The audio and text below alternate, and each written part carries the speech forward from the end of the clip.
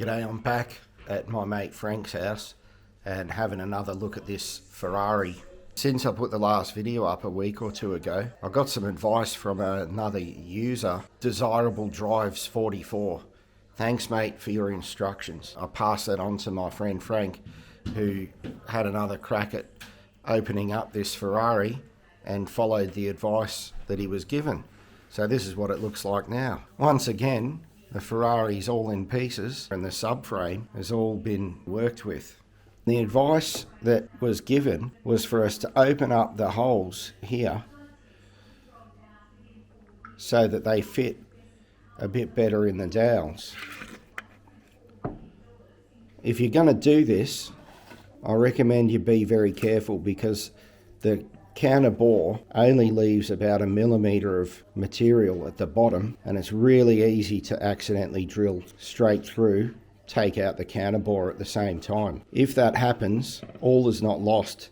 You can still put it together okay and put a washer under there and it'll be fine. Those holes that I showed on the engine subframe here line up with these dowels in the body there, and bit of a tight fit for whatever reason, whether it's because of the paint on them or whether it's because of the casting being slightly inaccurate, whatever it is, by opening up those holes there, you're going to get a much better fit. And hopefully when we put this all together again, the clamshell is going to hopefully line up properly with the bumper bar, and there should be no more binding and all that sort of stuff. So wish us luck. We're going to put this thing back together now. What Frank's just told me now is if this doesn't fit together properly, it's going to go in the rubbish bin. At this point in time, Frank and I were discussing our strategy for how we were going to put the fuel tanks in while we assembled the subframe. Quite a difficult task to complete because the fuel tanks kind of need to slip into position at the same time as the subframe, and the fuel tank retaining screws seem to be very difficult to access from underneath the car when the subframe is actually in position. Is that in the... Not yet, but it will be. So this is one of our next challenges, is getting this tank to screw in down through that little slot there, because the tank had to be separate from there to get this subframe in. And once we'd got that fuel tank located and screwed down, we were then able to begin bolting down the rear subframe.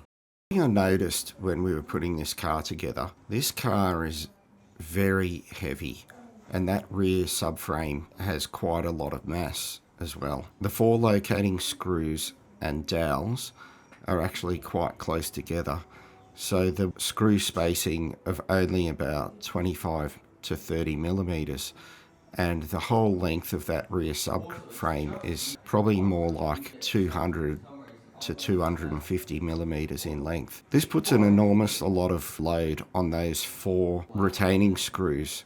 If those screws aren't 100% snug, even a 1/10 of a millimeter of movement at the locating point can equate to 1 or 2 millimeters of deflection at the rear bumper bar, which I think is part of the reason why we were having so much trouble to get the rear bumper bar to line up with the clamshell correctly.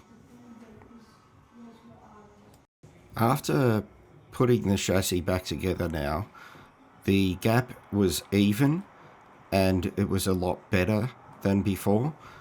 It still wasn't right though. That clamshell still wasn't touching down neatly against the bumper bar, and there was also evidence that it was binding somewhere in the middle. So we decided to get the tissue and test it again, and using that method we were able to identify where the binding was occurring. And once we did that, we discovered the binding was happening on the inner guard, so we were able to trim around 1/16 of an inch off, and by doing that we removed the binding and the clamshell was now closing neatly up against the bumper bar. It hasn't even been 4 hours like it was last week, and we've got these gaps looking the way we want them. I'm just going to show you some of the other cool features of this car. So check this out. Turn on, we've got engine sounds. And then you can see the lights in the dashboard are on. Now, headlight switch is down here.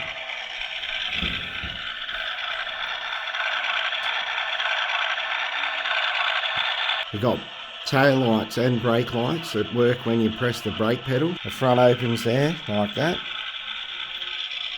There it is. We've managed to solve the problem of that rear gap where the bumper meets the clamshell. I'm not having any more to do with this Ferrari.